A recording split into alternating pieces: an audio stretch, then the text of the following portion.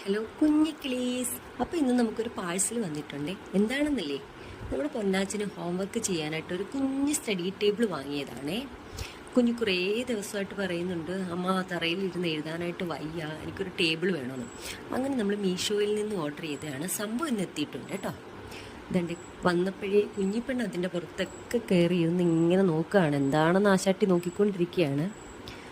നമ്മളപ്പോൾ പാഴ്സലൊക്കെ ഒന്ന് പൊട്ടിക്കുകയാണ്. കാരണം രാവിലെ തൊട്ടേ ആളിങ്ങനെ കാത്തിരിക്കുകയാണ്, എപ്പം വരും എൻ്റെ ടേബിൾ, എപ്പം വരും എന്ന് പറഞ്ഞിട്ട്. അപ്പോൾ കിട്ടിയപ്പോഴേ പുള്ളിക്കാർക്ക് ഭയങ്കര സന്തോഷമായിട്ടുണ്ട് കേട്ടോ. അങ്ങനെ നമ്മൾ ടേബിളൊക്കെ പൊട്ടിച്ച് പുറത്തെടുത്തിട്ടുണ്ട്. കുഞ്ഞൊരു ടേബിളാണ്, പ്ലൈവുഡ് ആണെന്ന് തോന്നുന്നു മെറ്റീരിയൽ, എങ്കിലും കുഴപ്പമില്ല, കുഞ്ഞിന് ഹോംവർക്കൊക്കെ ചെയ്യാനായിട്ട് തൽക്കാലം ഇത് മതി.